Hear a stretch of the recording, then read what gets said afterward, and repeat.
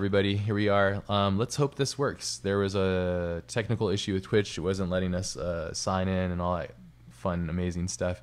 But let's see if this works. Hopefully you guys are here. Hopefully you guys can log in. If not, the cool thing about these things is they eventually go to the backlog and get pushed to YouTube. So you guys won't miss anything, hopefully. So hopefully it doesn't crash or anything like that. If it does, just bear in mind we're doing our best, and we'll try to make sure that we're coming back and we're ready to go. Today's stream, we're gonna have this artist who I really love his work. I admire. I follow him on Facebook, and his work constantly comes up, and his studies and what he's doing. And I sent his work to Momo and said, please, can we get Steven on? I'd really love to have Steven on the stream, because I just love his aesthetic and eye and the way he puts his shots together. And I know he studies films, and we have very similar tastes. So yeah, welcome Steven Cormann.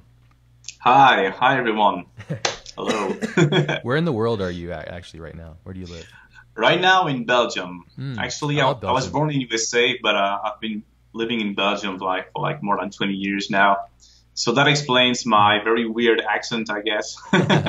Yeah, I think. Well, I was passing through there, and I think you mentioned, I didn't realize that you lived there, and it would have been cool to have stopped by, because Belgium's not a huge place.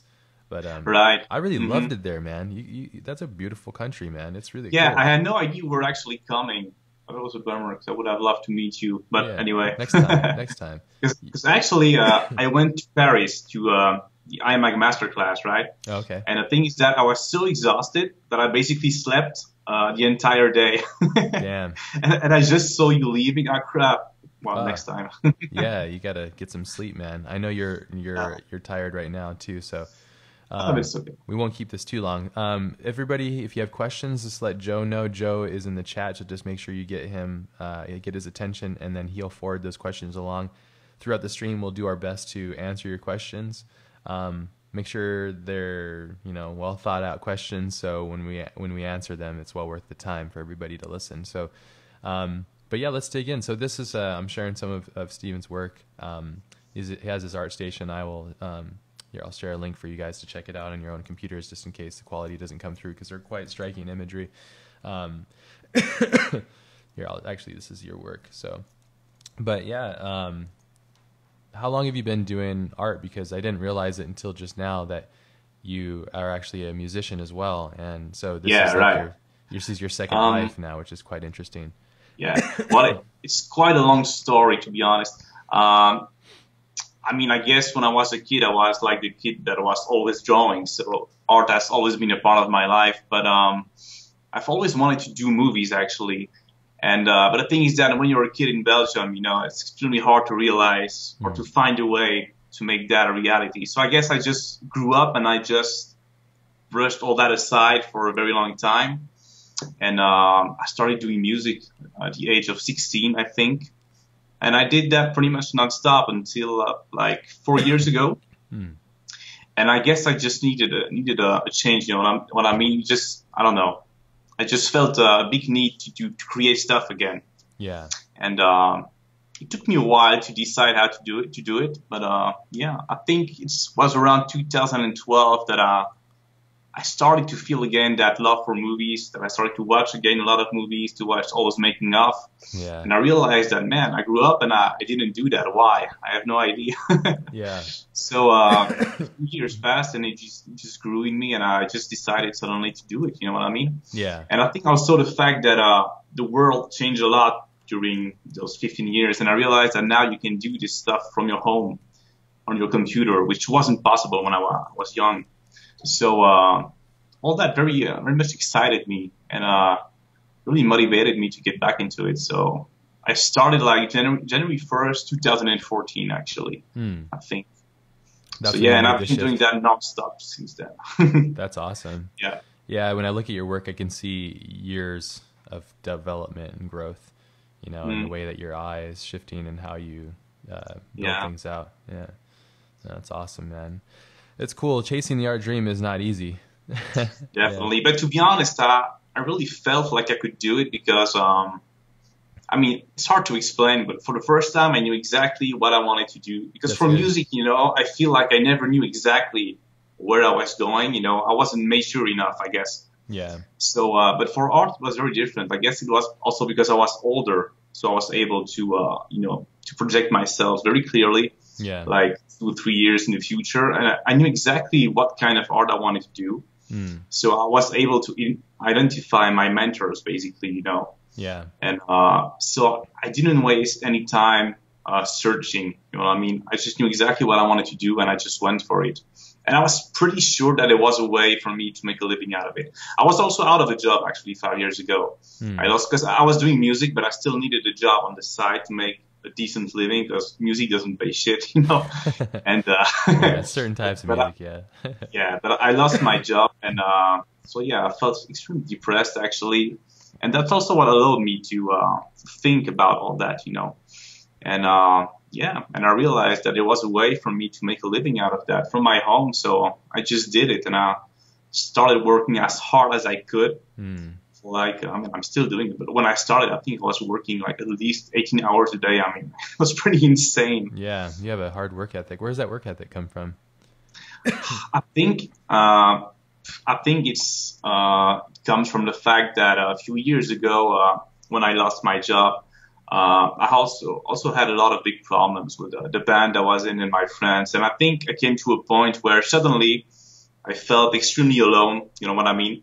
Yep. I've been there. I was forced basically to spend a very long time completely alone by myself with absolutely no noise around me, and that really allowed me to think about stuff I hadn't think about it before, really never. So I don't know. I realized that I was growing up and that I wasn't really going anywhere. You know what I mean? Yeah. Or at least I wasn't following the true dream that I had. And I started to remember, man, when I was a kid, I wanted to do that. Why exactly am I not doing this? Yeah. And I realized it was because I guess I had never really believed in myself, Yeah. And it was just a matter of thinking about all that and getting inspired by many people who did it successfully. Yeah. And I don't know. I feel like I've always known that you need to work extremely hard to do anything, but I never understood it, I guess. Yeah. And at some point, everything clicked for some reason, right? And I had a very clear vision. That's the thing of where I wanted to go. It was really clear, so it was just a matter of putting in the work. I knew exactly what was going to happen if I put the work into it, and it happened. So yeah, that was the thing, actually. It's all about putting in that work, man. It's all about putting in that work. Yeah. Yep, definitely. There's no secret to this, huh? Do you believe that? Exactly. It's all about the work? Absolutely. I think so. I mean, the work, but also not working blindly or not completely with intention. Blindly. Yes. Yeah. And you need to know exactly where you want to go. Because I see a lot of people, and I was in that case too, work sort of hard, but without a clear vision, without a clear goal. And that's counterproductive, I think. Yeah. And a lot of people, happens a lot, I guess, though. Yeah. I think a lot of people don't allow themselves to think enough about all that. You really need to take time with yourself, spend months, even years sometimes, just thinking about what you want to do. Yes. And at some point, just getting into it, I agree 100%. How old are you, if you don't mind me asking? I just turned 33. 33? Okay, we're a year apart, so that's awesome. I think it makes sense then. Yeah, our influences too. I started when I was 29, almost 30. Yeah, I started to take my art seriously around that time too. Beyond just me like drawing as a hobby. That's around the time too. So that's great, man. That's awesome. And so what do you do now? Like, what's your position in life now? What is it? Now I'm freelancing, and I work mostly at the moment commercials, actually. A lot of car commercials. Okay. And I do mostly matte painting, like the one you see now, or keyframes for a lot of car commercials, actually. Okay. But I'm really looking to move, actually, to London or to the USA, because I'm kind of tired of being alone in my countryside, you know what I mean? Sure. So detached from all the hard world, because not a lot of stuff happened here, so... Yeah. So, yeah. Sometimes I think you might do that, and then you're going to miss home, so you'll see. Probably. Yeah. Because right now I'm able to make a pretty good living with what I do, so I won't move until I have a pretty good opportunity, I would say. Awesome. And also I have American citizenship, so I know it's easy for me if I want to move to the USA. But that's special, man. Not everybody has that, so yeah, I know I'm pretty lucky for that. That's awesome. Yeah, and America's a lot of the from what I understand, a lot of what the industry is, it's moving to Canada and That's what the I heard UK, in so, Vancouver, yeah. especially. Yeah. Right. Yeah, but it is what you make it, and I always say this, and I stay hold to this because it's part of what I've been able to develop is that we manifest whatever reality we want because that's how it Yep. works as an artist. So you could do whatever you want, you could live Absolutely. anywhere you want and do whatever you Yeah. want. It's just up to you. So Absolutely. Yeah. especially with Exactly. your eye and the way you see things and how you set things up, hmm it's just a matter of time until the right director sees what you're doing and I brings you think along. so. I mean, So I feel like I'm extremely close. you're very close, man. This is To my first goal, my very first big goal that I was thinking was going to take me like 10 years, which was to work like on a major feature film. That was like an image I had in mind, yeah, because like 4 years ago, even talking to you was something absolutely amazing for me. I mean, I was so detached from the movie world, from the art world that just meeting anybody who had worked on a movie would have been the biggest thing ever. sure. So when I, I know how so when that I was feels, able man. to do that, it was pretty amazing. It's great. And yeah, it's great because I really thought it was going to take me like 10 years to do that, but Sure. pretty much there now. Good, man. Yeah, it's just a matter of time, dude. Yeah, and the Yeah. right people. And also, I you think sound like a good guy too, which that's gonna help a lot because if you're an asshole, then it doesn't work for you at all. So exactly. I try to be a good guy. that's good. That's important. Yeah, because it's a stressful industry, and the last thing people want to Yes. deal with is ego and dealing with somebody being an asshole. So, Absolutely. No, But this again, is I'm awesome. also a bit older, so I know how to relax, how to deal with people better than 15 years ago. That's awesome, dude. This is great. Do you want to? I think we're gonna break down a couple of your shots. You want to pass the screen off Sure. to you, and we'll get going on that. How's that sound? Yeah, sure. Let's do Awesome. this. So go to your let's see it again. conversation and view or whatever, or full screen. Yeah. Sharing screen. Okay. Okay. I think it should work, or it's loading, I guess. Is it working? Yes, it is. Let me just full screen this beast. Cool. See that. Let me go to transform the screen. All right. Looks like Cool. we're good to go. Awesome. What can I say? My approach is actually pretty simple, I think.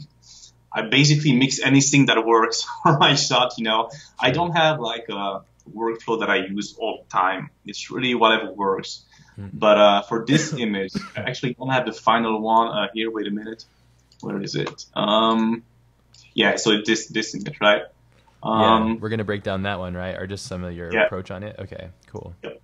So yeah, when I started like 4 years ago, I started doing only 2D because the thing is that I already had Photoshop, right? And I actually already tried to do some stuff in Photoshop before, just not really seriously. So I started in 2D, and as the years passed, and as I learned more about 3D, I think my workflow pretty much moved to like 99% 3D now. Okay. Because I just think, in my opinion, that it just works better, I guess. I don't know. And it's getting easier and faster and faster. So yeah. So for this image, I started basically, the only thing I don't have is like the blockout. Because I usually start by blockout doing very simple shapes, Sure. just to find the composition. But in this case, I pretty much knew what I wanted to go for. I was very inspired by this guy called Claude Lorrain. Okay. And that's one thing I really encourage people to do is to look at different stuff, just don't go on ArtStation to Yeah. find inspiration, Yeah. Try. What I always say is that if there's a guy like in the industry right now that you really admire, that is really the top of his game, just try to see what inspired him in the first place, I guess. Yeah. That's what works for me. That's how I found out about this guy. And I really wanted to do an homage, I guess, to one of his paintings, but in a kind of retro-futuristic style, I guess. Awesome. So, yeah, so from a technical point of view, I just started with a simple plane with a normal map for the water, basically. And I just started building on top of that with very simple shapes.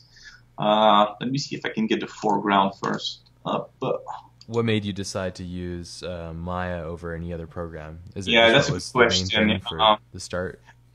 The main reason for that is that my initial goal was to be a matte painter. I'm a matte painter, And from what I studied, everybody seemed to be using that software. It seemed like it was the standard in the industry, so I just went for it. Sure. And now I feel pretty good into it, so that's what I use most of the time. Awesome. It's a pretty big piece of software. It's not Yeah. the easiest one to learn, and, but once you get it, it's kind of okay, I guess. Sure. Yeah, like anything else. It's a language. Yeah, and I'm also using Redshift as my render engine because I think it's insanely fast. Yeah. I was using V-Ray before, and I really like V-Ray, but it's just So pain in the ass when it comes to speed. If you don't have a crazy CPU rig, which I don't have. So GPU rendering, I believe, is to be the way of the future for a while now. So Yeah, I think so too. we've had Grant Warwick on quite a few times, and he's like majorly in love with V-Ray, and I think he said that they have GPU rendering capabilities. So yeah. Yeah, I mean, I still love V-Ray, but with my system, it was just way too slow. For example, I was never able to use the fog system, and in Redshift, I'm able to do it. So yeah, so my scene is basically just a dome light with HDRI, which you can see here for the lighting. Yeah. I put a sun. I don't know why. I don't think I'm using it in the scene, but whatever. And yeah, so I start with a basic blockout, and I just start modeling, and it's pretty basic modeling. It's nothing really crazy. Yeah. The only thing I use for the elements that are close to the camera, okay, I try to edge, to level the edges. Yeah. I take some parts to ZBrush like here, just to add more details. Is that with the alpha mask or something like that to create those details? Yeah, probably. I don't even remember, but it's super rough, Sure. Yeah. The key, I mean, my only goal is to go fast and make things that looks good. Yeah. So I don't worry about a technical aspect of it. So I'm not a technical guy. But but a few tips I could give here, for example, is here, whenever I have like repeating shapes like here, like a wall, I just try to give it some variation so it's not super straight, if you know what I mean. Yeah. Let's see if I can render this. I guess it's camera 1. Hope it's not going to be too slow. It's a pretty heavy scene. So you're using your rig currently has one Titan X, right? Yeah. Okay. So it's not a super good rig. It's like an old Titan X, so it's not that amazing. And also I have a lot of softwares open right now, so it might take a few minutes, but we'll get there. To send it all to like cache the RAM or whatever it is. Exactly. Yeah. Once it's cached, it's pretty fast, but it takes a while just to cache. Okay. Is it due to the scene complexity or is it the? I think it's because it's just not optimized. You know what I mean? I just wanted to go fast. I didn't worry about optimizing anything. Changing and the also settings and stuff. Yeah. And also for the texturing, in this case, I used some Megascan assets. Megascan's great. I think I used 6K or 4K maps, so all of that add up in the RAM, Looks great, man. Yeah. So it's pretty straightforward, really. There's not that much going on. It's just about placing the elements and being smart about what you want to detail and what you don't want to detail too much. You didn't start with a sketch or anything to get your mind in the right place? I started with a 3D blockout, simply. Okay. I had the composition pretty much in mind, so what I did is just doing primitive shapes just to get the composition with the lighting. And once I had the composition blocked out, I just started detailing every model. That's all I did. Yeah, that's awesome. For example, those bees I took to ZBrush 2. Yeah. Yeah. And once again, I'm not a ZBrush artist. I think I learned ZBrush pretty much to do this. Add degradation and stuff. Yeah. Yeah, did you build the primitive and then bring the primitive into ZBrush? That's exactly what I did. Yeah. I mean, I think I spent like 5 minutes in ZBrush, but I think it works well enough, Yeah, your results work fine. So. Yeah, and when you add the textures, it just works really nice. Yeah. And I just keep building this stuff. I'm gonna try to add the background. It's a pretty big piece, so might take a few seconds to cache. So it's just model basic. Primarily in Maya, or do you do other programs you use? What I use is Marvelous Designer sometimes. For some reason, I don't have the pieces I did in Marvelous Designer in this scene. I don't know why. Yeah. But what I did in Marvelous Designer were this carpet here, for example. That's so and cool. So you brought that primitive shape into Marvelous Designer and then ran the sim? What I did is, I just took the stairs here, and bring that into Marvelous, then just That's create awesome. it's I super love it. simple.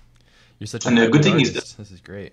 and the good thing is that Marvelous Designer will actually generate UVs for the piece, so I can very easily texture something on top of it. People are asking, how did you render the water so well? Like the Okay, reflections on the looks so it's really good. simple actually. It's just a plane, Mm-hmm.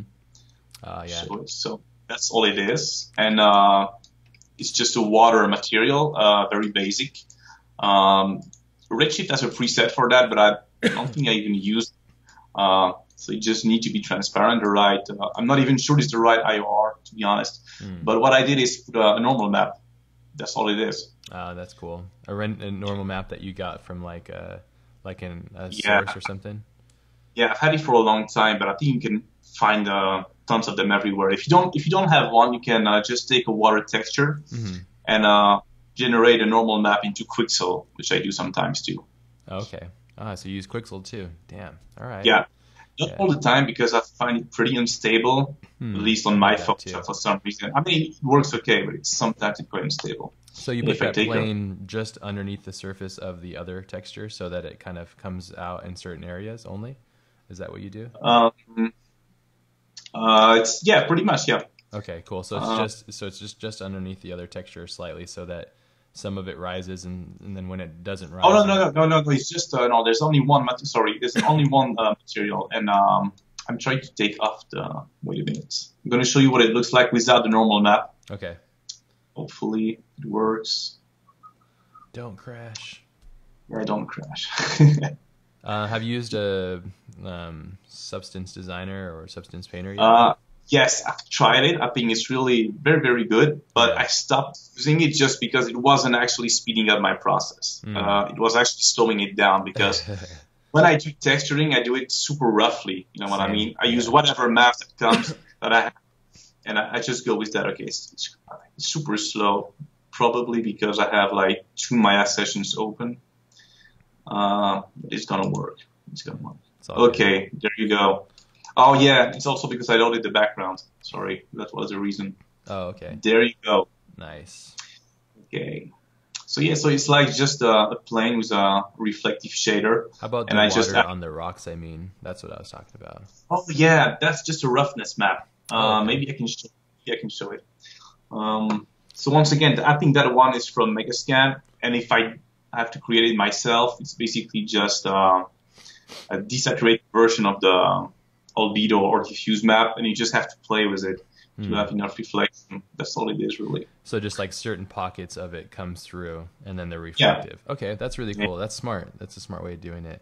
I think one of the tricks that, and one of the things that I'm catching from what you're saying and something that I constantly think about when it comes to CGI is slight imperfections yields actual plausible reality at the end. So when you have, Yeah. you take your geometry and you slightly augment it Right. or you shift it a little bit Exactly. or move it, that's when you can get those really kind of, Yeah. it feels Absolutely. more accurate, so Yeah.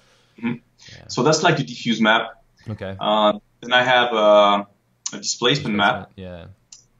Then I have a normal map. Yeah. And I have a roughness, and it's actually very reflective in this case. But if I wanted to be less reflective, I just either play with the settings of my shader or I just tweak this, very roughly. You just need some basic texturing knowledge. I'm by no means a texture artist. So it's just by looking at maps, that I figure out, Sure. okay, this does that, Yeah, same. That's Just how I that learned too. yeah. It was like months ago. I didn't really know what a diffuse map was, and now I Yeah. completely understand it. So yeah, it's Yeah. funny how many steps you have to go through in order to get where you are. But now you're Mm-hmm. here, and so it's quite amazing. I love Yeah. the architecture choices too. You give with this image, you give quite a beautiful sense of scale too. It's interesting, those Yeah. images in the background. I've created one super similar for a project, Mhm. and when I saw them, Really? I was like, "Oh man, what the hell?" Yeah. I was just basically mixing like classic architecture stuff with Sigmead elements that I really Yeah. liked, those pyramids. And I'm Hopefully, just trying Samit's seen this piece because I feel like it's really Oh, I a hope. proper homage to him. You could I send hope it to him. I imagine he would Oh, probably really like it. So that would be huge if I could just get in contact with him. yeah, it's just a matter of time, really. So yeah. Yeah. I would. He's So really approachable, really nice guy from what I've yeah, I haven't experienced. met him. Yeah. So what else do I have? Yeah, I just keep building the image like that, covering the blockout. I guess I don't have the blockout because I just model on top of it. Yeah. But otherwise, I just have a blockout. So yeah, I Mm. just keep on going. And I Midground. think I don't have more than 3 or 4 shaders for the entire scene, really, except maybe for That's so the cool. carpet or the. So I try to be as simple as possible most of the time. I like that. Because even if it's not enough, I know that I can still retouch it in Photoshop. Sure. And Yeah. even when I'm doing matte painting, same, I can still retouch in Photoshop. So that's the beauty of it. Your 3D render doesn't need to be absolutely perfect. Yeah. Yeah. That's smart because you're using textures properly and Yeah. you're using them smartly. Yeah, and also, I mean, as months and years go by, you start to build a library of shaders and textures that I can use and reuse, so I can build those scenes pretty fast. Yeah. I need to 2-3 days to do everything, so I think it should be decent time to do something like that. I think what really sells this shot is that chrome. It's like Right, chrome exactly. shit. It That's really what. kind of Yeah, brings it all together. Besides the huge pyramid. yeah, I see what you mean. Yeah. Yeah, I really wanted that. Need to give that old school sci-fi feel, I guess. I just looked at some of Sid Mead vehicles, or like I'm not really good with names, but painters like not John Harris, but guys like him, basically. Yeah. Berkey. Classic sci-fi painters that I really Berkey and like. all I'm very bad with names. I know all the images, but just don't remember names. Did you model that in Maya? Yeah, it's basically just an egg. Then what Yeah. I did is just take it to ZBrush Hmm. and cut it Oh, and that's just cool. bring it back to Maya. It's super fast, really. I mean, That's because great. I just wanted to work for the shot, really. This is not really a piece of concept art. It's just an illustration. So I just wanted one camera angle. I don't need to worry about everything. Nothing needs to be perfect for this kind of stuff. But it looks so good though. So how efficient it was is really awesome. The proof is there. Yeah. Then what did I do next? Yeah, I think I did some trees maybe next. This might take a while to load because they're pretty heavy, obviously. And for trees, what I use is Speed Tree. I don't really create trees in Speed Tree. It's more that I have a huge library of trees that I can just take stuff in. Where is it? This one. And I have like hundreds of trees, and I can just take the one I want. Then I export it into FBX for Maya. Then I need to rebuild the shaders for Redshift. That's one thing that is time consuming, actually. Translating to Redshift so you can see it. Yeah, sometimes it can take like an hour to rebuild the shaders of a single tree. That But sucks. I mean, There the should more be a you do, bridge for that. Yeah. yes, there's a bridge for V-Ray, I think, but maybe it's just me. But I always thought that it was giving me pretty shitty results, honestly. So yeah. So those are just a few trees that are coming from Speed Tree that I convert to for Redshift. Yeah, that's great. And Yeah, that's another really thing I freaking also do, awesome. yeah, and Fuck. something else I also do for the vines or the ivy. I'm trying to show this. Use Maya Paint Effect, actually. It works pretty well. It's like an old tool inside Maya. Mhm. But it works pretty well. Let me see Wow. if I can show it. It's in the animation menu, no, rendering menu, sorry. Okay. The paint effect, here it is. Paint effect tool. So basically you just select your geo like this. So Make it pins it full. to the geo. Okay. Yeah, you need UVs, but they don't need to be good at all. So don't worry about UVs too much. Then you just need to grab a brush, Ivy, I think I'll cook. Crank up the size a little bit. And then you can just basically paint Ivy right here. Oh man. And it's super fast. And then you can either leave it as that and use color settings in the shading here, or you can convert it to polygons, which is what I did, and I think I put a texture into it. I don't know. I don't even know. Yeah, just leaf shader. But yeah, and it works pretty good. So it's like an old tool inside Maya. I don't think many people still use it, but That's I really think it works cool. perfectly. Yeah, Cinema 4D doesn't have that. I was curious how much of this was going to be CGI, and you're surprising me because I thought you Yeah, Would it's have pretty put much trees in everything. there. That's pretty crazy, man. Yeah, I mean, as the months go by, I learn more and more stuff, and That's then cool. Yeah. and one thing that happens actually, whenever I see stuff in 2D, photo bashing stuff like that, Yeah. I can see when the lighting is not 100% correct now, Yeah. and it kind of bugs me. Like, nah, I want to do it CG because that way it's absolutely perfect, you know. Yeah. I The mean, only it's way okay to for do it is get local native lighting, but yeah, that's the yes, and problem. it's a huge pain, for example, especially for painting, because most of the time, at least for the commercials I'm working on, Mm. the client never provides like a photo library. Yeah. So sometimes it's a real pain to match the lighting of the plate with photo elements that I have to search for on Shutterstock. So what I do more and more is to create full CG environments actually, Yeah. and it works really well, I think, The same because thing. it's just a matter of knowing how to make your CG look realistic, I guess. Yeah. Because sometimes you see CG stuff that looks CG for some reason, but I think you can do pretty much anything you want in CG these days. It might be harder for creatures when it comes to physics and animation to make it really flawless. Yeah. Uh, Well, more like to when it humans comes- I think are still the hardest thing to make. yes, But and even for that, I think it's mostly the animation. When it comes to the rendering, I think we can come pretty close, really. have you seen their latest Planet of the Apes film? War for the Planet Yeah, of the I've Apes? seen it. It's Dude, really, really, I love it. how the Yeah. hell did they do that, man? It's I insane. don't know. Well, I It's guess so that's much. what you get when you put a bunch of Stevens in one room, I guess. You know? So, Yeah, I don't know how to do creatures, to be honest. I mean, I sort of know, but it's really not my main field of work, I would say. But pe- yeah, people are asking, do you have tutorials out there? I'm actually working on one right now. It Awesome. should be out in November. I think. How are you releasing it? It's gonna be actually. I don't think I can say it right now, unfortunately. Oh, is actually. it like through a company or something? Yeah, sort of. You should Wait, drop don't- them coming to Learn Square. Learn Square is better than everybody. So Yeah, but anyway, I'll try to do other tutorials. But the one I'm going to release is going to be pretty much to show how I do this, or something very similar to this, which is my current workflow, I would say, for most of the stuff that I do. it's crazy. How many hours deep are we now at this point with your project? I don't know. I think this is like second day, Okay. like half of the day, the second day, because I spend also a lot of time just researching before starting. You know, That's I smart. just allow my mind to process a lot of stuff. With this and, shot, could you move the camera? Sorry for interrupting. With this shot, could you move the camera and or is it everything's made just for this one? Because that's why yeah, I make things if I in move the CGI camera, because it's then I gonna can move break around. apart. If I move the camera, it's gonna You break don't have apart to. against. Yeah. I can just render the perspective camera. Actually, let's see. Redshift does live view, right? Yeah. I mean, here it's super slow because the scene is super heavy, but Yeah. I hope it's gonna work. Yeah, he needs to cache everything again. So yeah. And it's But yeah, no, in caching this all case, the geo it's just, yeah. I mean, I had the framing really locked down before I started getting into details, so I didn't worry about anything that was outside of the frame, to be honest. Oh, okay, gotcha.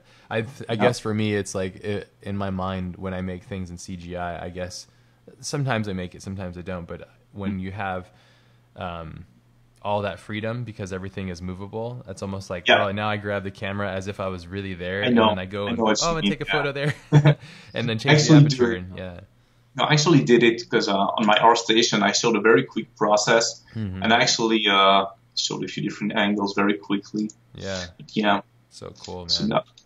so now it's getting super slow. Sorry. No, it's okay. We gotta get Yeah. you some more GPUs, dude. Yeah, I know. How much? And, how many can your motherboard support? 2 or 3? That's, I think, two, not more, because it's like an old HP workstation, Oh yeah. and I built it to have two CPUs because back in the day I was using V-Ray, so I wasn't worrying about GPUs. Yeah, I have 2 CPUs in mine, but it supports 3 cards. But I think if Yeah. I took the fans off and then water blocks, Mhm. I think I could do. Oh, yeah, 8, okay. I could do 8 cards or 7 cards or Yeah. something. And but the thing is that when I bought this computer, I didn't know much about the hardware. I still don't know much, Yeah. and I think I made a mistake by buying this CPU because it's like a dual Xeon, but it's like the low end Xeon. Yeah. And the thing is that their frequency is super slow, Yeah. which means, from what I understand, that all the single core tasks like modeling are actually quite slow. Yeah. You know, whenever I use my Brother laptop that is for gaming, it's actually extremely fast compared to my super expensive Because it's like an Intel i7 or something. Yeah. Yeah. Yeah. I have the Yeah. same So if I have to problem. build, So if I have to buy another rig, I will probably buy like an i7 and a lot of cards. That's what I will do probably. It's always a matter of figuring out what you want to do with it, right? And yes, exactly. Man, it's so much time and research and energy. That's why we have these resources here, so people are watching this. If you want to do this kind of work, you just heard it from the person. Like, perhaps don't do dual Xeons because A, they're very expensive. They are stable. That's the reason why you buy Xeons, but they're unless you have a lot of money to buy the one that matches an i7, they're just really quite expensive. And probably the best way to go is to buy the powerful i7 and then run a ton of cards so you could support the GPU that you want. Because imagine having 7 GPUs right now, it would have no problem. Just be like, psh, it'd be real time almost, you know. I have 6 and it's pretty damn fast. So but I'm using Octane, which is from what I've heard is quite a bit slower. So I think so, a little bit. And also one thing that Redshift does that I don't think Octane does is switching on the CPU when the GPU is full. I think that's cool. What I understand. Yeah. So there's some lighting there. That's great. Yeah, I did some CG. That's one thing. Same like 1 year ago, I would have painted all those lights, but now I'm like, why not do perfectly correct lighting in CG? It's gonna take me like 10 minutes, so why not do it? Dude, this is beautiful, man. I love where you place the lights too. They're not the only one that's like pointing towards us is the far right one, but everything else is directional away from us. So it goes to show that you've looked at lights on your references really closely. Definitely, yeah. I mean, I even have a hard time like doing anything without a solid reference these days. I mean, it's getting easier because I've looked at so much stuff. Yeah. But I often see people struggling, and I think it's because they just start from scratch, not knowing where they're going. Yeah. If you have a solid reference, you know where you're going, and you don't need to worry about all that. Yeah, it's a good roadmap. Yeah, and one thing I always do very often, for example, especially for my composition and lighting, is go to websites like this guy's blog. You may know it, which has like a ton of screenshots from movies. And I just look at all this stuff. Yep. And I just analyze the composition, the contrast in the composition, the lighting. Yep. And I watch a lot of stuff about film theory too, you know? Yeah. Because, I mean, usually when I do an image, that's just me. I often see it as a frame of a movie, you know? That's how I treat most of my stuff, not always. But I'm a huge cinema fan, so whenever I do an image, I try to do like widescreen, you know what I mean? And really treat it as a movie shot, basically. So yeah. That's awesome. That's the best way, man. I do the same thing. I study so many films. That's why when we're on Facebook and stuff, and I check my Facebook, I maybe do about 10 or 15 minutes max on social stuff, but when I see your stuff come in there, I'm like, oh, that's so cool, and you're studying that film, and I'm like, oh, have you seen that? You know, so like right now I'm studying Close Encounters of the Third Kind. Oh, I actually did it too, and I'm super pumped because it's going to be released again in the theater, and I've never seen it on the big screen. So I can't wait, man. It's going to be epic. Yeah. But I mean, studying is so good, and you're completely right. Like anytime I've ever been stuck, like there's a couple projects I've done recently where they're kind of like there's no references for them because they live in a completely abstract world. But it's so nerve-wracking because you have names on everything, and it's really difficult. But if you have a reference, then you have a place to start from. So this is great. And it doesn't mean that you will copy stuff. You can still have your own voice. It's just about knowing how to remix, I guess, everything. Because as you said, everything is a remix in a way. Yeah. So yeah. It's true. Yeah, it's cool. Just a matter of looking at the right stuff. And I think that's pretty much it for the 3D. I also did some characters, I think. And for that, what I did is take just a DAS model. I use DAS 3D too. Okay. Yeah, and take it to ZBrush and just sculpt on top of it. Then take it to Marvelous Designer, do some basic clothing, and then just re-import it into to Maya. And Redshift has a pretty good skin preset shader, so I just use that, you know, and you can get those characters done pretty fast. Yeah, awesome. I mean, it's still what took me the longest because I'm not really an expert with that. I had to learn as I was doing it. But yeah, it still was pretty fast. Yeah, same, it's super slow again. I'm going to try to open the Photoshop file.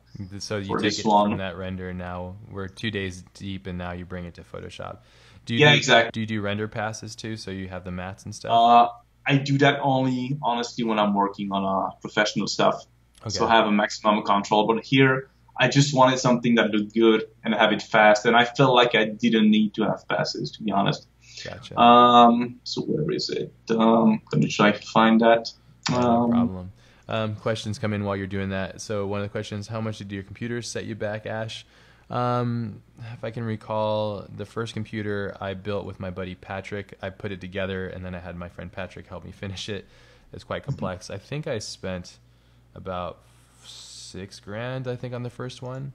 And then the next, I have two PCs. They're clones of one another, but the only difference is one has 1080s in it, and one has 3 Titan X's. So, and the other one was actually a trade kind of thing that I got from working on this big Intel project.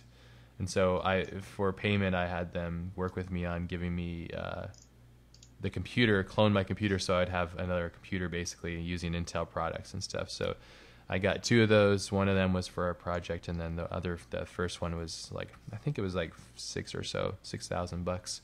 And I think it's pretty decent price because I have 3 Titan X's. I think the first time I actually started out with 980 Ti's, and then I sold all those, and then I upgraded to the 1080 or the Titan X's, and then the other machine came in with 1080s. And so I think the next move for me, probably in the next year or so, is to sell one of the computers completely and then do water block and do 7 cards in one machine. So or like 11 cards or something. I'll have Sebastian out in Poland make my computer. Then I'll spend probably like $10,000, but I need to invest a little bit more money into projects and save up for that, because that's a pretty expensive purchase. But if it saves me time and I'm able to do it, I think it's great. So I think right now, I got my net renderer working really good. So things are nice and solid. Both machines communicate well together. So I think right now I'm okay. I think I can use clouds and stuff. And there's a couple resources that I'm going to start using here soon. And I'll be able to promote them and show you guys. As soon as they're ready. But I digress. You ready to talk about your Photoshop document? So it did make a map, yeah. And then so it didn't capture the HDRI background. So you have that. Yeah, right. I just because I wanted to change the background because and those figures are CGI. Sorry, those figures are CGI too. Yes, that's all 3D. Yeah. Man, that's crazy. So that's the ATR you can see in the background, but I didn't want that. I wanted something more interesting, so I render it without the background, and that's where I start from. And then I think the first thing I did was to build a sky, and let me see what I did. It's super simple. I took this photo. I think that's all. You took it and yourself? No, that's actually one from Ben Morrow. He took it in a THU actually in Troya. Cool. I think his pack is for sale on Gumroad, so I bought it. Awesome. And then I just Photoshop the hell out of it. Keep adding stuff, fog adjustment. Just minor stuff really. Yeah. It's like color correction. What's your process with fog? Is it you do it with a brush and then decide? I just take like a big round brush, very soft, and I just paint either in lighting mode or normal mode. It depends. Cool. But here it's a super simple process really. Then I think I added a moon, very simple moon, just Yeah, that was nice. And at some point I wanted to add a planet, but I didn't do it. I think where is it? I took it off. So in order to do that, I think I just rendered a sphere with a Mars texture in Redshift. Nice. Yeah. And Redshift is great, man. It's awesome. Yeah, it's super awesome. That's cool. Yeah. Oh. And how do you key those clouds out? Do you just have a just like a select or something, or use like a? I just paint it. I just mask the planet and just paint it around. I don't have a precise process for that. Sure. I guess I just Me grab. I just grab whatever brush, a round brush or a cloud brush, and I just paint out the stuff. Oh, okay, gotcha. Yeah. Cool. Awesome. Some background mountains, I guess maybe I did. That's cool. Deck. Just to give that depth. How important is it when you're doing these to give as much depth as possible? It's pretty important, I think. Yeah. Without those mountains, it would seal it. Like it's weird because if I already see it now, but without them, it would look kind of flat. But having those mountains creates yet again another believability stage. Yeah, it would feel like somehow it's like in the middle of the ocean. If there's absolutely nothing in the background, which didn't make a lot of sense, I felt. So then I just keep going. I slightly added a little bit more fog here, but almost nothing. That's super simple stuff. Yeah. Then what I would do, not much in this case, is just add a few textures here and there. So I would take, like, for example, this concrete image, put it in soft light mode, probably desaturate it, and then I would just paint that, for example, here around the vehicle. Because I didn't do any texturing for this stuff, you know? Yeah. So it's just to add a little bit more details, so it's not perfectly clean, you know? Yeah. Really minor stuff. Yeah. Yeah, that's Yeah, great. really minor stuff. But it's good, though, because you realize that it needs that extra little bit of degradation and stuff. Yes, exactly. I think that's the key. You don't want your render to look too CG, so it's all about kind of degrading it. Exactly. So yeah, a little texturing, then some glow. I'm not sure what that is. You can see what it is. I think it's almost nothing. Yeah, it's like you can see the light here. Like, that's all it is. Like, yeah, subtle. Small details. Then some smoke. I guess I added for the lights here. You see that, like this stuff. Nice. Yeah. So as you can see, this one is pretty much all 3D, but just lit some details here and there. And at this stage, what I usually do is merge everything and just go through a series of manipulations to sort of enhance everything, like color correction, like here, some color grading. I would either use some plugins inside After Effects, like Magic Bullet, Colorista, stuff like that. Cool. But in this case, I just use a gradient map in Photoshop that is soft light mode. Usually not much more than 30 or 40% opacity. Basically, you just choose a color for the shadows and a color for the highlights. So to create the image, sort of unify everything. It's a slight difference, but it still helps, I think. Yeah, it does. Unifies things a lot better. Yeah. Oh yeah, also added some ships very quickly over there. Some X-wings. Yeah, exactly. Another thing I do also sometimes is add some kind of shadow at the bottom of the frame, you know, and that's just to help, I guess, I don't know, focus the eye more. Yeah. What I do is simply, I'm going to show it. I just take like a pure black, then do a gradient, and then play with I forget the name, I'm going to show you. So I would do something like this. Then I would play with how is it called again? This blend if. Okay. And I would, for example, take the white over there and just play with that, you know. Yeah. Something like that. Then I play with the opacity to give some kind of vignette, something like that, you know. Yeah. Then I would duplicate it again. You know, what I do also sometimes is add some kind of gloom effect. And again, you can do it in Magic Bullet Looks, for example. But you can sort of do it in Photoshop too. So what I do is duplicate my image, put it in lighten mode. Then I would do pretty heavy Gaussian blur. I'm not sure what it's going to look in this case, because I don't think I did it for this one. Something like that, yeah. Yeah. Then I would mask out that and just paint the mask where I want that gloom, because you don't want to have it everywhere, right? Sure. It's just, for example, you want it maybe here a little bit. Yeah, I was going to say like there, yeah. To give some kind of bloom effect, you know. Like a native camera bloom, yeah. Yeah, exactly. Yeah, that's cool. Yeah. Then what I do after that is only add, for example, a film grain that I have here. Yeah, this one is not big enough actually. But how do you generate your film grain? Because I just usually make a solid.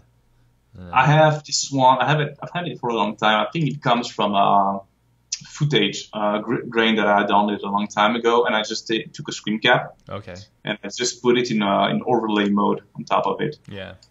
Or I would simply, I guess, do noise, right? Filter noise in Photoshop, something like that. Sure. But I think this one looks a little bit better, and it's a slight difference, right? But it still makes a difference. What's the full size after when it's all done? The final thing that I export is usually always I open basically a new document in full HD. Okay. Then I would just put, like, for example, a CinemaScope lines, you know, just to like 2:3:5 aspect ratio exactly. or something. Yeah. Most of the time, yes, most of the time. Could you zoom in on some of those details for us, please? I'm just curious. Yep. I see these are really nice. Sure. It's nice that I'm still finally understanding the CGI stuff, so I can kind of have a somewhat logical It's not perfect. conversation. For example, you can see there's a part here that is not textured. Actually, I just noticed it now, but it doesn't matter. Oh my god, yeah, it's totally fine. I didn't even notice it either. So, and then with the film grain, I think when you put the film grain, it really unifies the entire piece. Yes. Yeah, Yeah. exactly. Mm-hmm. In this case, I actually had to scale the film grain a little bit too much, because what I usually do is render in 4K, then scale down in 2K, then apply the film grain. Gotcha. Yes. And I would probably at the very end add a very slight chromatic aberration, very slight. So I see a lot of people using that, but I think they're misusing it a little bit, because I see it applied on drawings, for example, which doesn't make a lot of sense. I mean, yeah, it can give a pretty cool effect, I guess, but yeah, but it's usually chromatic aberrations comes from cheaper lenses, and so in cinema they try to actually avoid it, but a slight amount. I use an application, a plugin in After Effects, which is I absolutely adore. It's called Sapphire. It's quite expensive, but it's incredibly good. They have this thing called Warp Chroma, and you can slightly shift it so that everything is slightly softer, but it bends it naturally with the RGB, so you can adjust each channel, which is really cool. So I use Warp Chroma, and then there's also what was I going to say? Another thing that I think you'd really like. The Sapphire Glow is really great because it's native to luminancy. So like that thing you just showed me with that blue, you wouldn't have to paint over it. It would naturally make the bloom natural to the native image, which is really nice too. So you should look into it. It's an amazing application. I actually tend to use plugins in Nuke in After Effects when I'm doing professional work. Okay, cool. That needs to be animated, that actually needs to appear in the final footage, right? Yeah. But here for personal stuff, I just want to go fast. Yeah, that's right. It's good. Shot. That's so we just basically merge everything, then duplicate it, and then do that slight chromatic aberration. Lens correction. But I don't do it all the time, and when I do it, it's super slight. Just play with this a little bit, and I think that's it. Yeah. There you go. And it just kind of gives a nice slight distortion too. It's super slight, but it's there. It softens it a little bit. Yeah, because again, I think digital is so precise and so perfect. Yeah. This is it's amazing, dude. I think you're blowing people's minds in the chat room. So awesome. Yeah, people are loving it. Yeah. So I think it's all about the details and not overdoing everything, like the color correction, the bloom, the gray. You just don't want to overdo it. Yeah. Just want to keep control of everything, keep everything soft as possible. And I also always have the navigator open here in Photoshop, because what used to happen to me before is that when I was doing an image, and then I was preparing myself to post it, I would see the miniature thumbnail. Like, fuck, what? I can't even see what it is, And I only noticed it when I was posting it on Facebook. So now I always have to open it, and I make sure that there is enough contrast, Yeah. And that the image is that perfect. black area up on top of your image? I think I did that just to frame everything, because I usually work in a bigger Canva, and I would have like my reference, for example, here on top of it. That's I think that's the only reason. That's the only reason I have that, I think. Working on Navigator is smart, though. I don't do that enough, but I think it's smart because it helps you see the composition at a glance. Yeah. Absolutely. Yeah. That's so great. Wow, man. This is years of experience all tied into one image. This is so cool. And actually, I think, for example, this character, I think I actually rendered it was more on the right, but I only noticed that it wasn't well placed in the Navigator, so I just photoshopped it a little bit more on the left. And that's pretty much it for this image. So it's like 90% 3D, but just with slight corrections in Photoshop. It's crazy, dude. It's crazy. And it's all about being smart about the texturing, I think, and using stuff that already exists. Because there's so much stuff like Megascans, textures.com. Everything is pretty much there. So it's just about having a good eye to use all that stuff and everything together nicely, I think. I agree. Yeah, I'm on the same page with you, man. This is great. Yeah, it's cool to see your pipeline because you work very similarly to me. It's like you learn, what you know to get those results, and you don't need to know every button. It helps to know every button, what those do, but then you find your pipeline of success. And if you can, again, it's all about the end image, right? Nobody cares besides us nerds here about how you did it, because we want to do the same thing. But the common person's just going to look at that and then you're going to take them there, and that's really the goal. Yeah, and actually, sometimes I get job offers to be a 3D modeler. I get those offers pretty often, but I'm not a 3D modeler. Yeah. I know I do a lot of 3D, but my models are pretty shitty. I mean, I don't care that much about the mesh or anything, you know. Sometimes beginners use words I have never heard before. I'm like, what? What is that? Yeah. Constantly learning. Well, UVing and modeling properly is a complete discipline that takes years, and I don't think that we care to spend that much time in that just yet. Maybe later. I think probably down the road, once you start to try and make some really complex stuff, you're going to have to get into it. But until then, why, you know? Yeah, for this kind of stuff, you definitely don't need to know all that, I think. Yeah. Definitely. This is great, man. It's stunning. This is so cool. Do you have time to go through anything else, or do you want to do something? I can try. I know you're sleeping, so... No, I'm okay. I need to catch a train actually in a few hours to go to London, but I'm still okay right now. Okay. I'm going to try to break another 20 minutes. How's that? Okay. I'm going to try to show this one. Awesome. This one is actually, honestly, 99% 3D. Okay. I think I can tell the difference, too. I can see that it's a little bit more 3D, which is cool. And it's also one that was done a lot faster, really. It's like, that's only a screenshot. It's not a final render, actually, you know. Wow. So this one, and everything is 3D except that sort of idea of a mountain in the background. Even the rays of light and stuff too? No, I mean they were there, I think, but I slightly painted over them just to make them visible a tiny more. But that's all. That's really awesome. Crazy. The rest is all 3D. Yeah, man. And actually, I don't actually UV'd some shapes, which I usually don't do. But the thing is that I wanted to do a lot of different angles. For this piece, for example, because it's actually the same scene as lighting. Yeah. Oh yeah. I just moved the stuff in different position. That's all, but it's actually the same scene. I just decided to go for this framing because I thought it was a lot more cinematic. Yeah. And I always go for what is the more cinematic. Yes, I kind of like that, yeah. But it's asymmetrical because the balance of the frame, so that's cool. Yeah, it's all about the balance and how you repeat the shapes, how you add variation to them in terms of height and everything. Are these buildings something that you modeled or you bought offline? No, it's like very basic stock models, and I think I have 3 of them. Okay. And I just scatter them around, change the size, add a basic texture. Very simple texture, and then pretty much everything comes from trees actually that I put on top of them, and I do that by using Mesh, which is inside Maya, which is a scattering tool basically. So what I would do is import like 5, 6 maybe trees from SpeedTree. Okay. I would convert them for Redshift. Then I would select all my models and do one big scattering of all the trees around all those buildings. Oh man. Except for the road, because I didn't want to have the grass absolutely everywhere. So what I did is I imported like some grass from SpeedTree, and I scattered it, but using a painting tool called SP Paint Tool. It's a plugin, so I can just paint to where I want the grass actually. That's so cool. And the rest is pretty much basic. I mean, it's just basic textures. Again, I add details mostly from the maps that I use, reflection maps, which allows to give me those details here on the road. Those foreground elements really cutting down, it really helps the composition as well. And it also helps the lighting information because the left is dark and the right is light. Yeah. Which is smart. It's a smart composition tech right there.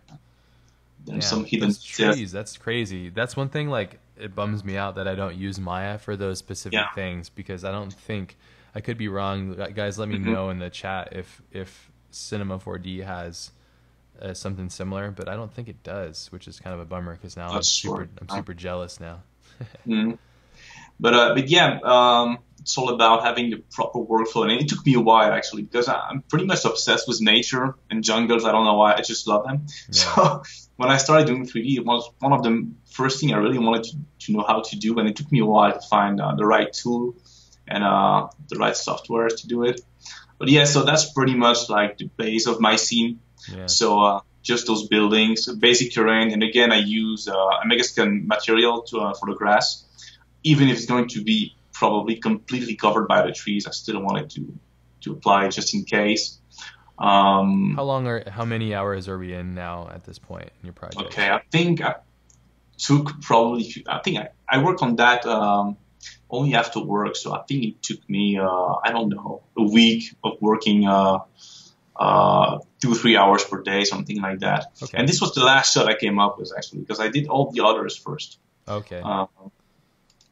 So all those ones, you know. And like the last day, I decided to change everything into another camera angle. Cool. And change the lighting a little bit, you know. Yeah. Yeah. And also the fog, the Redshift fog adds a lot, you know. Because if I had to paint all this fog and haze, it would take me a very long time. And I used to do it all by hand because I was never able to use the V-Ray fog because it was way too slow. So, for example, for something like this, it's a pretty old image. I don't like it that much. But I had to paint all the haze and all the fog. And it's a lot more hard on the mind, you know, because you always have to evaluate, is it too much, not enough? And you end up with like 200 layers, you know, painting very small brush strokes. Yeah. So yeah, using the tree fog is definitely a plus. What else do I have? So yeah, just keep adding small elements that I repeat a lot. Same, I've done so many 3D scenes those past 2-3 years that I have a lot of models that I did that I can use and reuse in pretty much any project, like fences, stuff like that. The game is gonna take a while to load, so it seems pretty heavy. Looks like there is a resource for Cinema 4D thanks to the awesome Cool. people in the chat. It's called Quaker Forester. I Oh, guess. cool. Quaker. And there's also another one. I forgot the name actually, but I think there's another one too. 3D I forgot the name. Quakers. Yeah, and there's a link too in there. So Awesome. this would work. Oh, this is so cool. Thank Probably, you guys. probably. This is really cool because yeah, I mean, I'm jealous of your abilities to make trees everywhere. I want And trees. also forgot something really important. When you're using trees, you really want to convert your trees into separate scenes and then export them as proxies. Otherwise, your scene is going to be insanely heavy. Okay. So you want to export as proxies, definitely. So I have like a different scene for each tree, then I just import all the proxies in my main scene. Oh, okay. So you kind of make them separately, then they Yes. become these like points of null data rather than the geometry, right? Exactly, yes, Okay. exactly. Yeah. I'll have to look into that because yeah, I mean, I'm the king of just putting all kinds of tons of shit into something Yeah. and then letting it break. If I really wanted to, I could have basically nothing in the viewport. I could do everything as a proxy Sure. and just scatter everything, and the viewport will be super light. But then when I have to work super fast, I tend not to do it too much because it still takes time to create all the proxies, you know, and to manage all the files correctly. So, okay, so what do I? Yeah, I'm gonna try to load the trees. Hopefully, it will work. It might take a few minutes to load. There's a lot of stuff going on.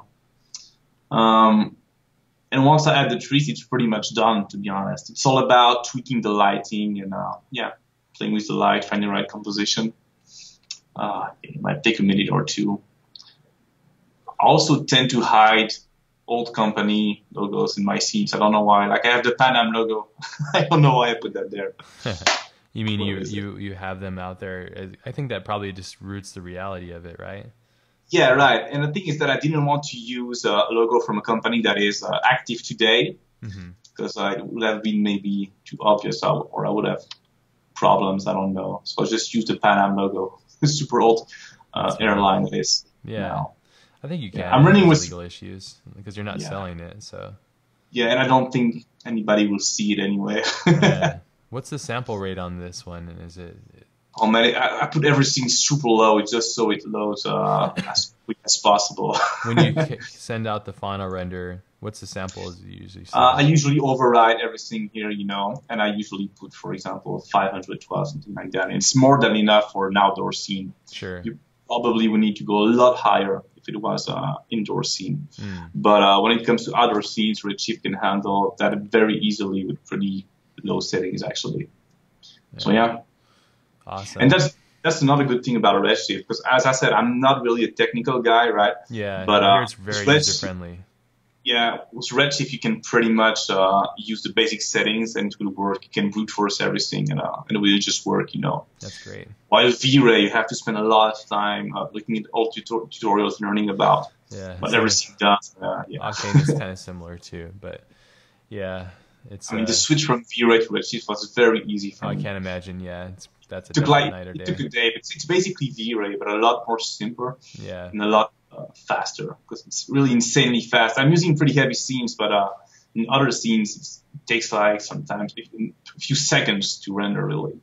For example, those vehicles I did the other day, I think I had like 45 seconds render time, something like that. Wow, that's so Super awesome. fast. Yeah. Yeah, I've heard great things about it. So, what do you guys think in the chat room? Are you guys using Octane, V-Ray, or Redshift, and why are you using those different renders? We're curious because, yeah. So that shot right there with like the truck, for example, that was a pretty quick render, you're saying, or no? Super quick, yeah, very fast. I mean, really a matter. Okay, maybe I let it render for like 2-3 minutes, but not more, I think. Yeah. So I used the IPR render and I just let it render, and that's all. And that was the base render, the raw render. So I even was able to render the depth of field and a motion blur. So it rendered depth of field and motion blur too.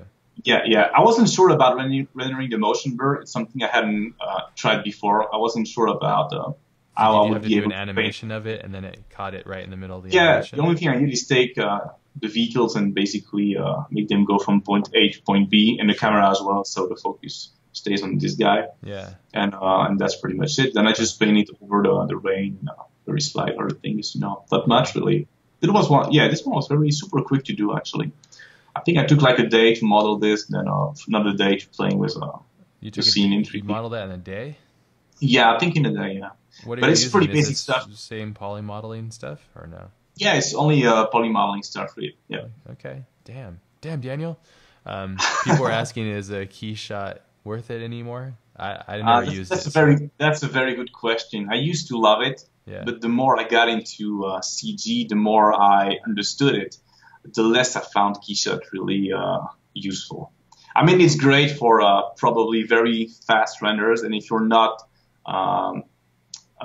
very well versed in 3D, right? Because it's super easy to use. Basically, anybody can use it. Yeah. And it's pretty photoreal. It works really nicely. You have all sorts of shaders that are already made that are super photoreal, but you don't have a lot of control. And also, you have to import basically your scene already done, because if you want to modify it, you have to go back to your modeling program. Yeah. And yeah, I mean, I just never use it anymore.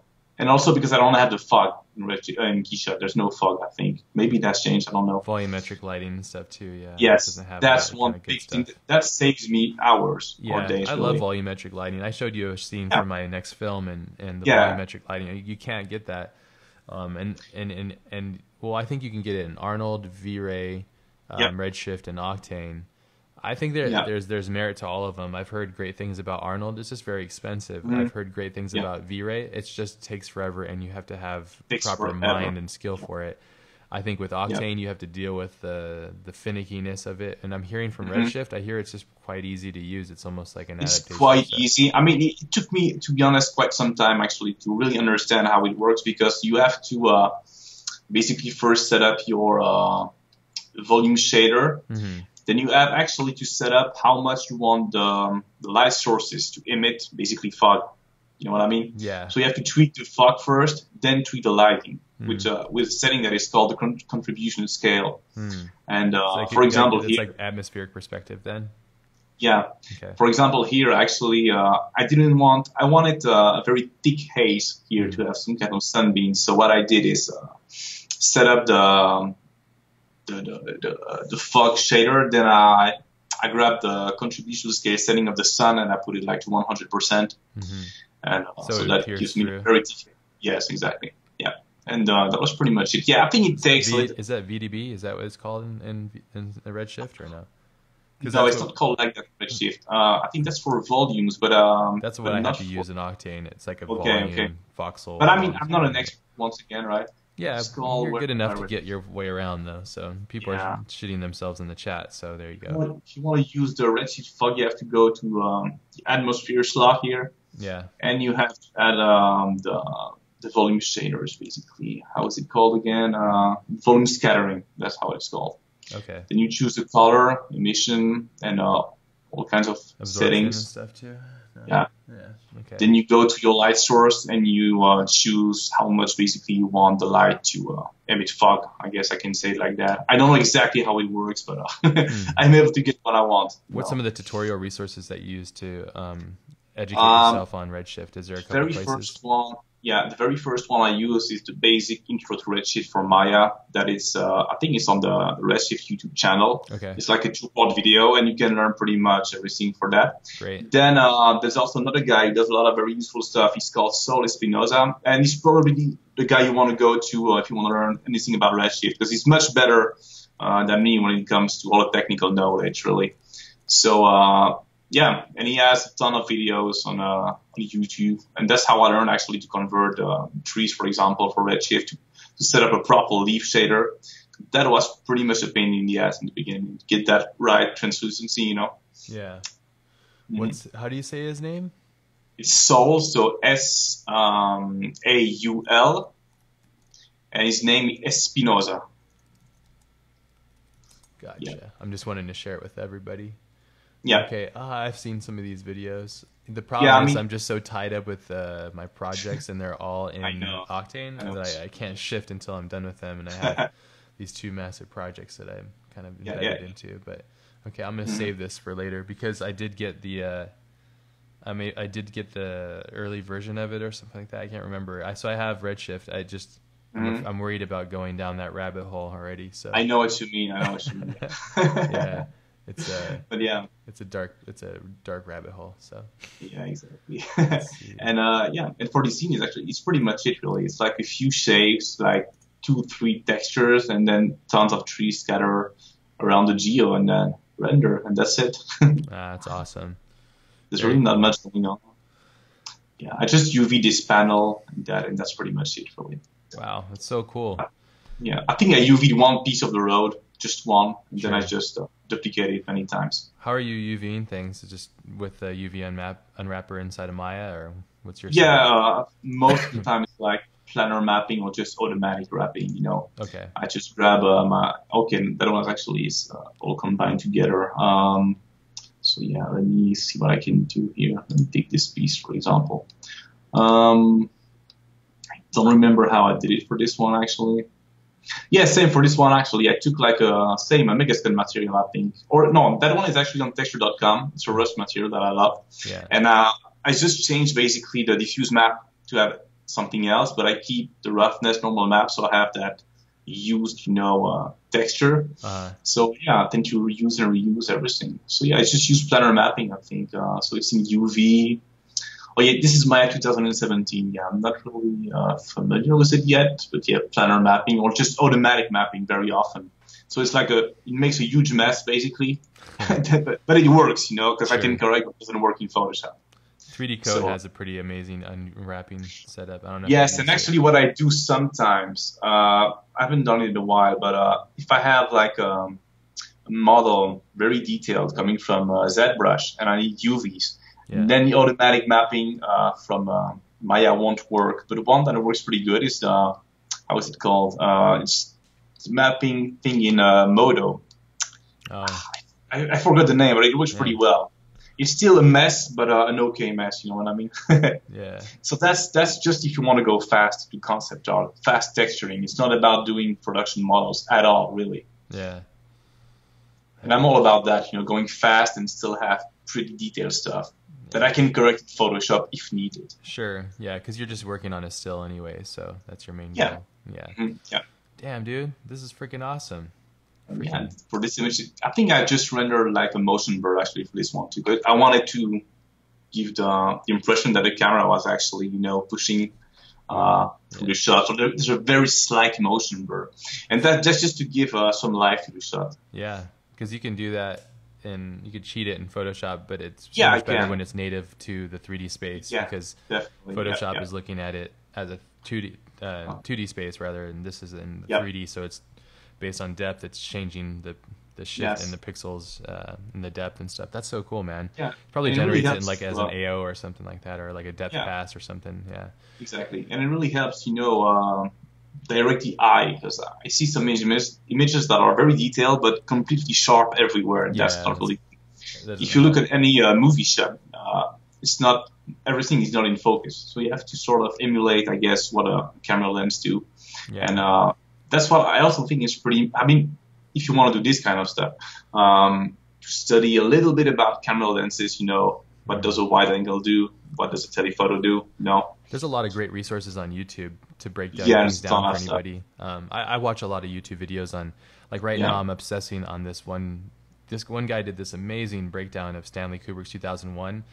He did like a 7-part series, about 30 Awesome. to 45 minutes each, and he goes into details about the lenses and the cameras and what he used and That's how awesome. he used it and the slip scan and all these things. And so Yeah, I watched all that stuff. All that stuff too. yeah, that stuff helps a lot. But if you're curious, you're listening to this, and you're like, what? There's so much to learn. I would Yeah. suggest, you should definitely use YouTube as a resource, because there's so many people out there giving Definitely. their free resources out there just to watch them and study. Yeah, there's like this channel called, I think, the Cinematographer Database. I think Yes, that's I a great watched all one. it. Matt Workman's That's great. great. Yeah, he's Yeah. got a huge amount of resources there, and how he breaks down films is awesome. Yeah. So And the good thing is that if you don't have gear like a camera, you can basically simulate everything in 3D. yeah. So you don't need you can anything. test what all those lenses do in 3D. Yes, that's kind of a combination of my friends teaching me things, what I learned on YouTube, and then what I learned Yeah. from just doing it. I managed Yeah. to get. The problem is I'm not an expert at it, so I just know what I like, but it's Right.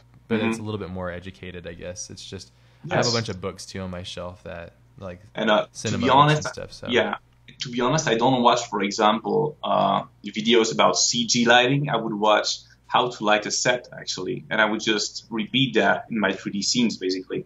yeah, yeah, Because to me, my 3D scene is really basically a simulation of the real world. I mean, everything works sort of the same, so you can apply all the stuff in 3D too. yeah.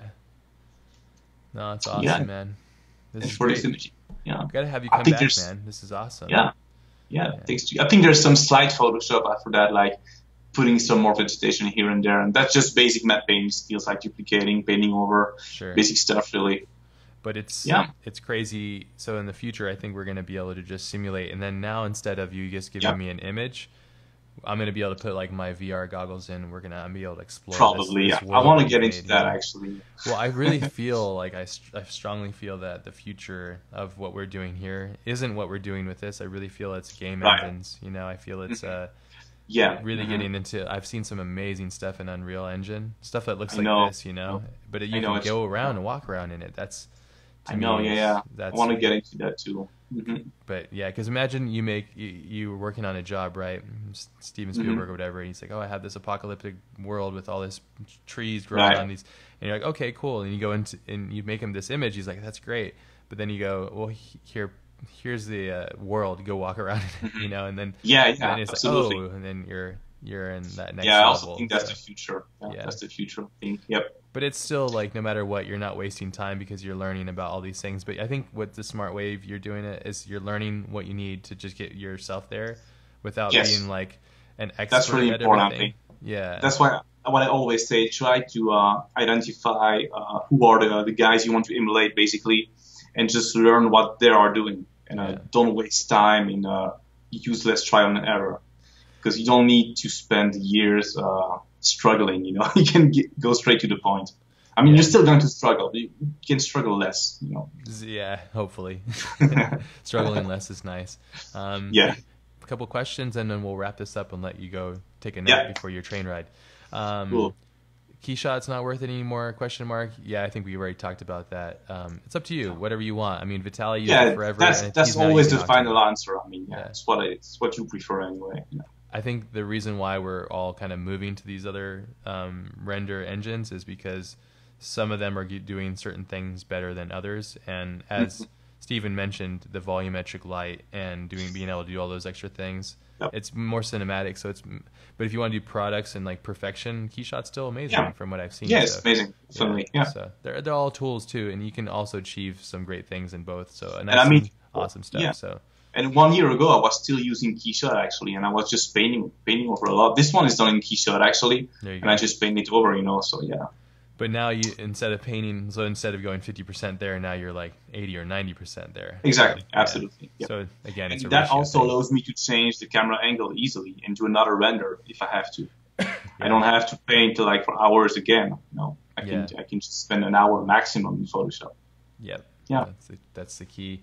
Do Yep. you guys recommend Redshift over Octane for animation only? I don't know Redshift animation. You mentioned you do it a little bit, but you're just still doing stills. I don't know if we're certified enough to answer that properly. Well, I don't. I think it's just up to you. I think Redshift is a little faster than Octane. That's what I hear a lot, but I'm not an expert. Yeah. So does it crash a lot too? Because Octane crashes a lot. It never crashes. No, never. Okay. Redshift has never crashed. Maya crashed a few times, but only because I was running out of memory because I had all my softwares open at the same time. But that's all. But Redshift never crashed. No. Okay, that's good. The stability is really great. Yeah.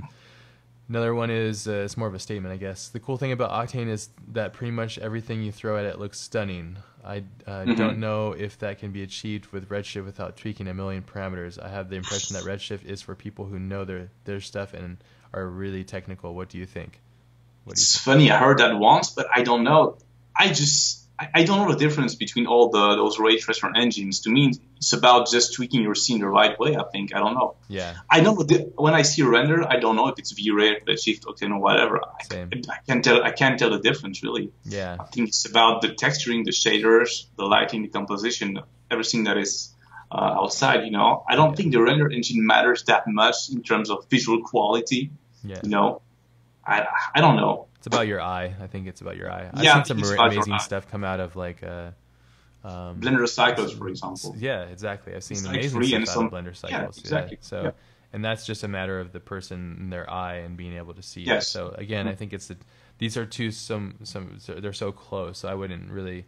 I think whatever you want to devote your time to, and there's so many resources. I mean, this is like this is just a screenshot from my scene. I don't think there's any post work except color grading a little bit, and that's all, So that's awesome. You can get this out of the render engine. So just a matter of tweaking. That's all. Yeah, man, I agree, dude. Everybody in the chat room, give a big thank you and a high five and love to Steven. Thank you very much. Thank you to everybody for being here. Thanks to Learn Squared. Thanks to everybody that's a part of Learn Squared. For everybody that's been supporting this. This is awesome. This is why we do these streams. This is really great, bringing and exposing your talents and you coming on and sharing what you're knowing and being so open. That's awesome. I think you're aware of it. I can tell that the only way to get better is by sharing things and to progress from exchanging ideas and stuff. So this is awesome. I'm looking forward to seeing what you end up doing with all this stuff because you're on the cusp, man. It's just a matter of time. Thanks, man. You're like, thanks so much, dude. Be ready for it because it's gonna hit you hard. So yeah, have fun with that. Man. So thanks. Yeah, you're welcome. Thank you guys, everybody, for being here. Sorry we were a little late. Twitch was acting up today, but it turned out to be a flawless stream. So Cool. All right, guys. We'll see you guys on the next one. You guys have an amazing day and peace out, bitches. Bye.